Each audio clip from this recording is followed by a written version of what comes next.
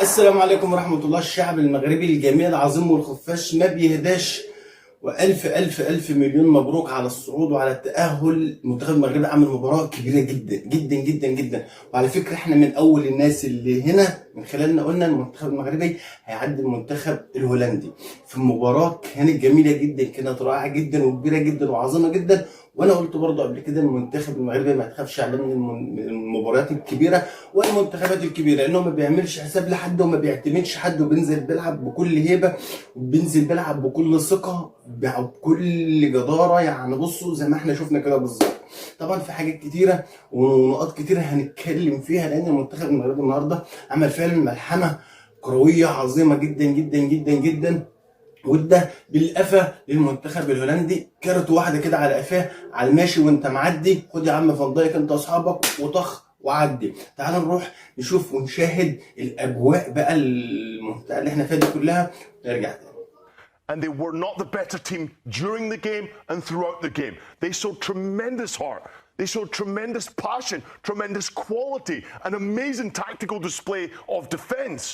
But Morocco always had a tendency to find an answer, and they never stopped running. There was something about the ability, and I feel like this passion that they have behind them, they're fighting for something. They're running for something. Will go deep in this competition. It's inevitable that this Morocco side might just be the first team to win a FIFA World Cup. And why not now? Why not now? He's moving. And he's staying upright when he's moving. But he's not diving. But he's not diving. He's not making it easy. He's staying upright and then actually held his hand up to make the important stop. Was it Somerville? I can't remember who it was. Yeah, it was Somerville. Yeah. Somerville. For your perspective, guys, is this a game that you guys think that Morocco deserved to win in the end? Yeah, listen, I'll begin. I just thought this was a game for the ages. We love this beautiful game. We love the FIFA World Cup. We love the experiences that it's already given us, the stories, the moments that it's provided. I mean, the stories off the field have been just as beautiful as the stories on the field. And now we're in the knockout stages. The stories on the field mean so much more. And I thought every single player, from Morocco to the Netherlands, from start to end, the players who began the game, the players who ended the game, it was absolutely on point. Goalkeepers, perfection. Defensive displays, unreal. Goals, opportunities, we wanted more of it, but we got just enough to keep us entertained. The referee, forgetting that there was even a yellow card in his pocket, loved every minute of that. And for it to go down to penalty kicks and see it finish the way it did do, I just think this was the game that was a gift that just kept on giving. Yeah, I'm just going to put this out there. This is the best game the World Cup's produced so far. Every single thing you're talking about, it had passion, spirit, desire, but we even had blood. And I never want to see multiple times. But this was a match for the first time. Speak for yourself. You saw desire. You saw commitment. I mean, Van Acker, his head was bleeding. He wasn't going to come off that pitch. You have players like Saibadi. He's bleeding. He's not coming off the pitch. And this is what the World Cup's about, where it's total commitment. It's playing for your country, but it's also playing for your families and your entire just population that you represent. I loved every single about this in terms of the match, in terms of what we saw. People come to see stars of the World Cup, but mostly people come to be entertained. And this is the most entertaining match. I thought we had the most entertaining match when we had Austria versus Algeria. This is one better because you could feel the tension. You could feel the stakes with every single kick of the ball, with every tackle, with every save. You just felt like you couldn't turn your TV off. Yeah, these are the late winners or equalizers that we've seen in this World Cup. So many goals in second half stoppage time. And of course, tonight we see the equalizer from Issa Diop in the 91st minute after Morocco pushed and pushed and pushed.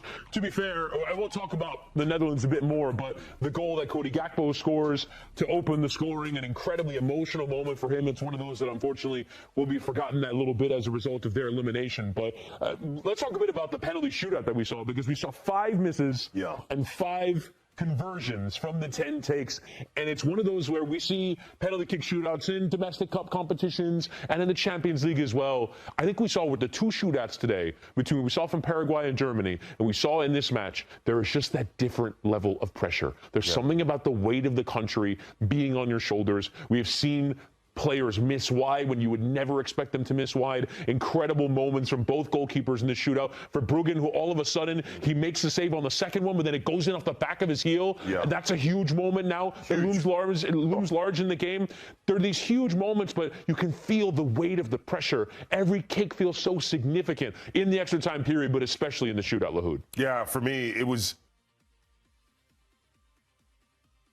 just exceptional to see what Morocco was able to do in this game. And you and I were talking about it, where I think Moroccan football is onto something that the rest of Africa is playing catch up in. But I think they've closed the gap significantly with the rest of the competition, specifically Europe. And when you look at their record against European competition, I'm going to put this out there. 11 of their last 14 World Cup matches have come against European teams. And you look at their last 6, they've won 4 of their last 6. So the gap is definitely closed, Europe. And this is now the new standard of African football. Morocco is the standard of African football, and it really showed. To see players and this new crop of generational talent like Ismail Saibadi to score that game-winning penalty kick.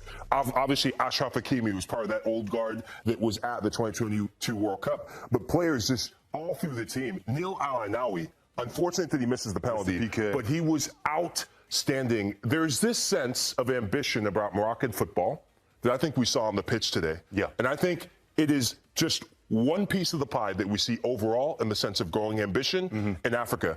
And I really said when we started this show that African football is onto something, but Morocco's the guiding light. And I'm just so happy that their story continues, because you said that they could do something special. Yeah. You still think they can win the World Cup?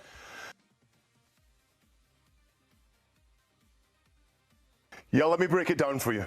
Listen, this was obviously incredible. Koopmeiners came off the bench, obviously had a terrific impact in the game, and he was brilliant defensively, clearing every single cross, stepped up to take that first penalty kick, slotted it. You had El Ayounui miss his penalty kick. Justin Cliver came off the bench, 113th minute, missed his penalty kick. Then we had Rahimi score his, Wout Weghorst scored his, Taibi scored his, Quinton Timber missed the target completely, absolutely shanked his one like Adam Hunt's drive on the 19th tee. Then we look at Hakimi's. Hakimi missed his penalty kick. Never saw that one coming. Wide. There's to your pressure that you're talking about, the immense amount of pressure. Guy's played in the biggest games in the world already. He's been in this occasion before, and he missed his penalty kick. Somerville had his opportunity, missed his penalty kick, and then, of course, Saibari, who didn't have a great game, was the match winner, ripped off the shirt.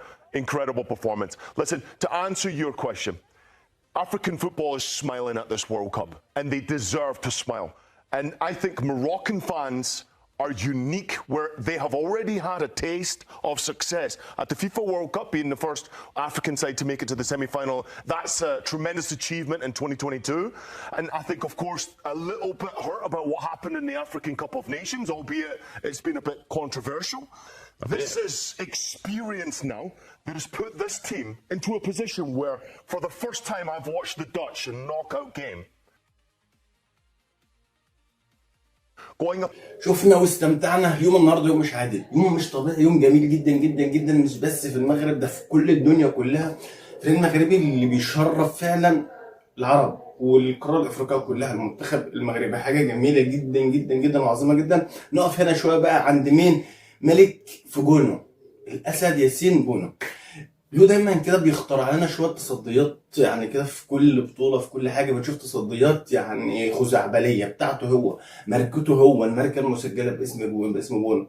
شفنا يعني تصدي في ضربه الجزاء، هو كان قاري، هو حارس ذكي وقاري. كان قاري ايه؟ تعالوا نروح نكمل ونرجع نتكلم ونكمل نشوف بونو كان قاري ايه في الضربه دي. against a team that's not from South America or UEFA and absolutely dominate the game. And I'm really proud to say that it's a team from Africa. And I think it's something we all have to really understand, that the game is changing now.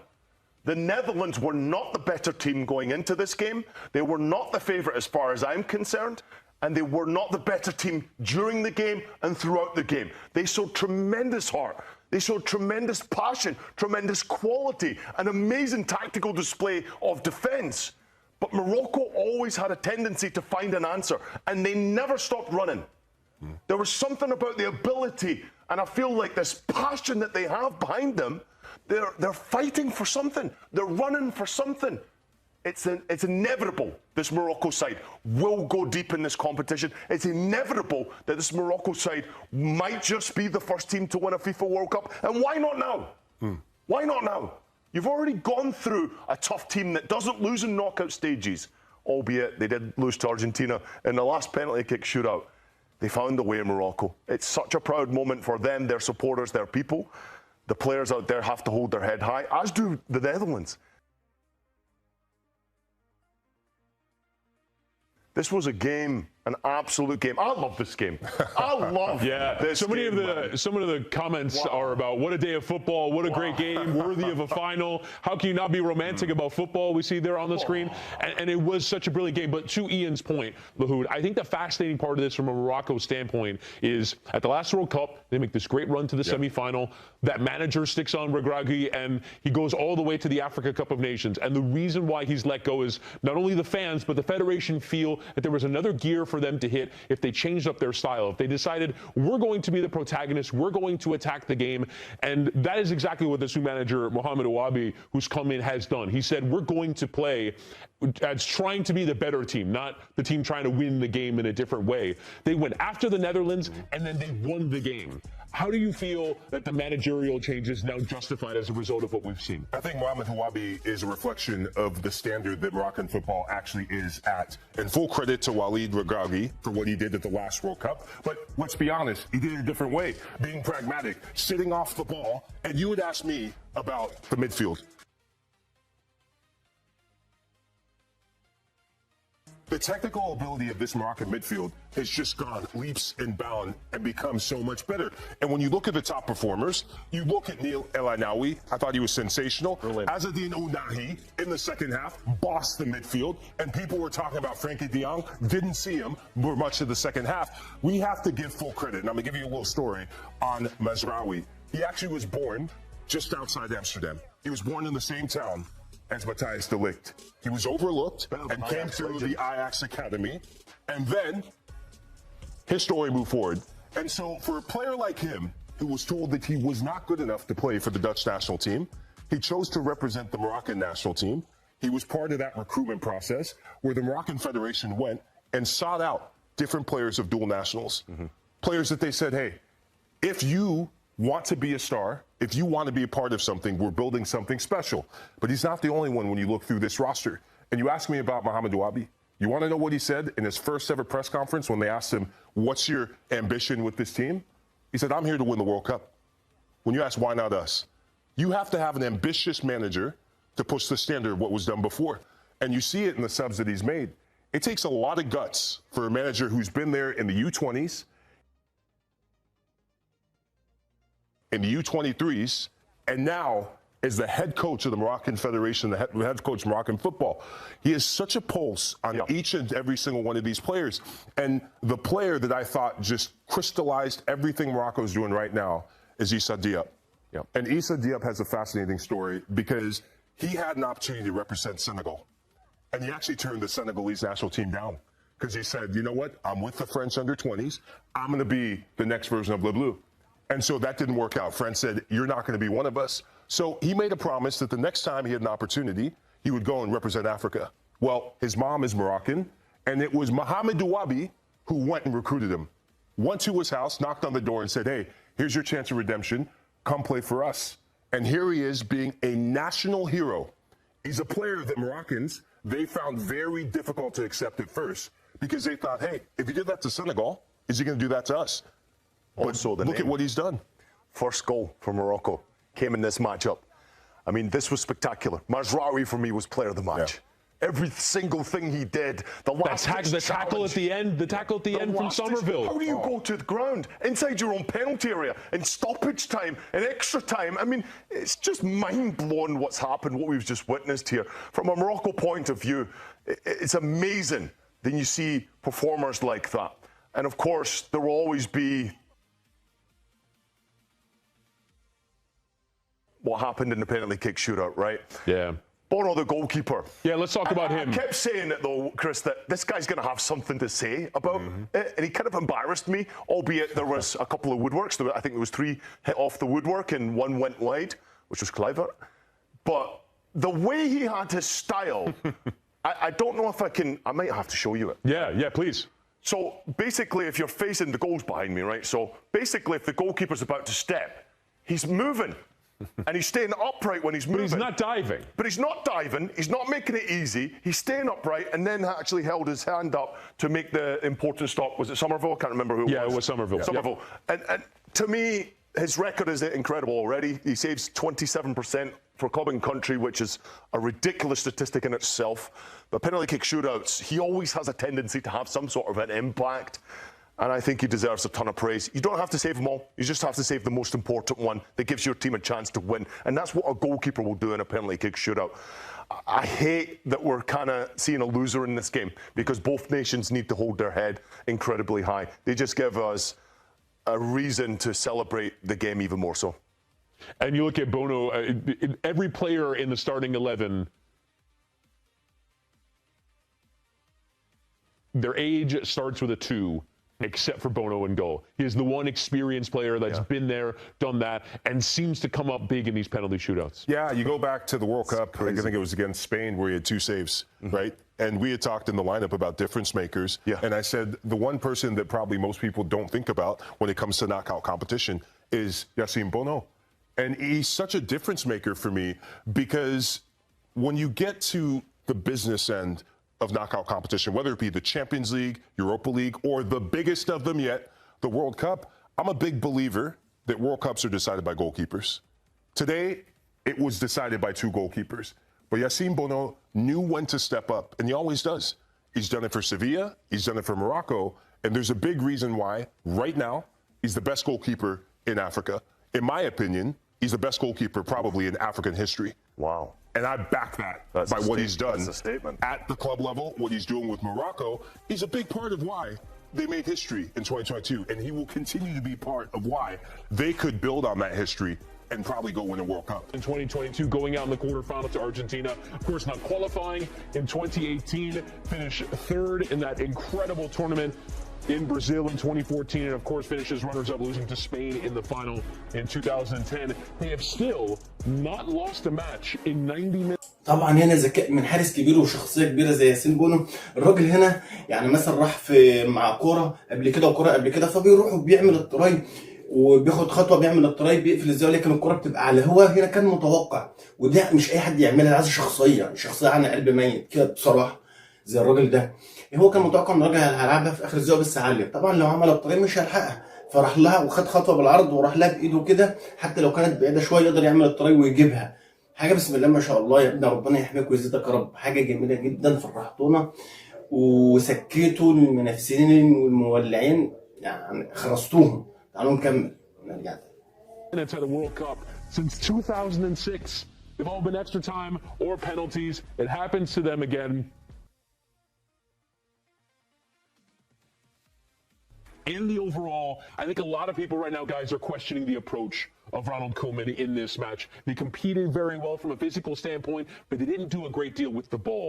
They get a goal on the counterattack. Somerville does well to play for Gakpo, but are you negative on how they approach the game in terms of having 30% possession and not really a great deal of attacking prowess in the match? Yeah, it really caught me by surprise that they went with the back 5 until you did an excellent job, Ian, of breaking down why they would do that. And it's paying respect to one of the strengths of Morocco and Achraf Hakimi. But when you pull the layers back a bit, I just thought as the match went on, the Netherlands needed to make some changes, and Ronald Koeman did do that by bringing in Weghorst, and it paid off and paid dividends with Somerville. But for me on the day, too many players just had subpar performances as the match went on, and you could see the differences in maybe in energy, in legs, and it is so difficult when you get into knockout competition, especially at the World Cup, when you've started a match under pressure, like you did in the first 45, and then you have to change that tactic, and momentum is a hell of a thing. There were so many different moments where, if you think of the Somerville opportunity, where Mazraoui makes the challenge, that's a game-changing moment. Where the Dutch team, they just had the window of opportunity to put that killer instinct in, and it just wasn't working for them on the day. But overall, based on the display of Bart Verbruggen, you can't be too upset about it, because on the day, I thought they defended pretty well, bar Virgil van Dijk for me. Listen, the statistic here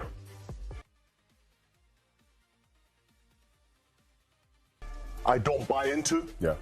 Because this game, as I mentioned already so many times, it was a game for the ages. Both of these teams walk off that field and should hold their head incredibly high. As an entertainer, you are paid to perform as a footballer, but you're also paid to try and compete to win. And sometimes when you forget about it, these guys are not getting much money to represent their country. They're getting a few bonuses here, but they do it out of pride. They all want to win, and they all left absolutely everything out there on the pitch, which I think is a tremendous achievement in itself, because they gave us a game for the ages. We'll be talking about this game for a very long time, and it'll probably be one that we'll be talking about at the end of this tournament in particular. The Dutch in particular, I thought, tactically, were excellent.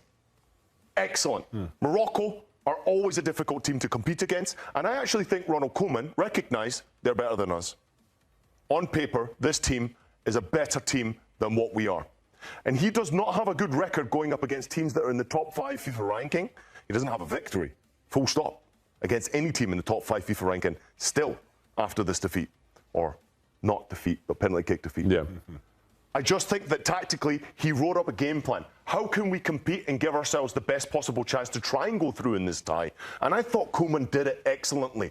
I actually liked the back five. I thought it was good. I thought Van Dijk was good.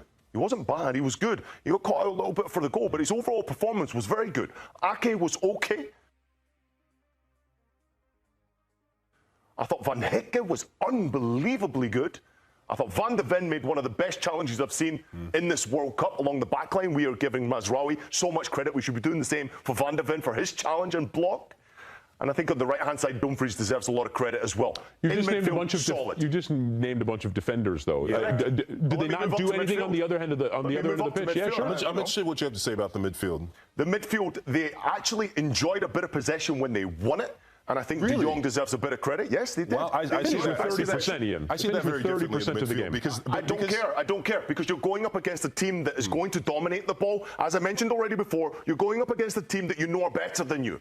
Right? And the possession tells you that. They're better than you on paper as a team, as a unit. Yes, the Dutch have individuals, and they have class individuals, but you have to have a game plan.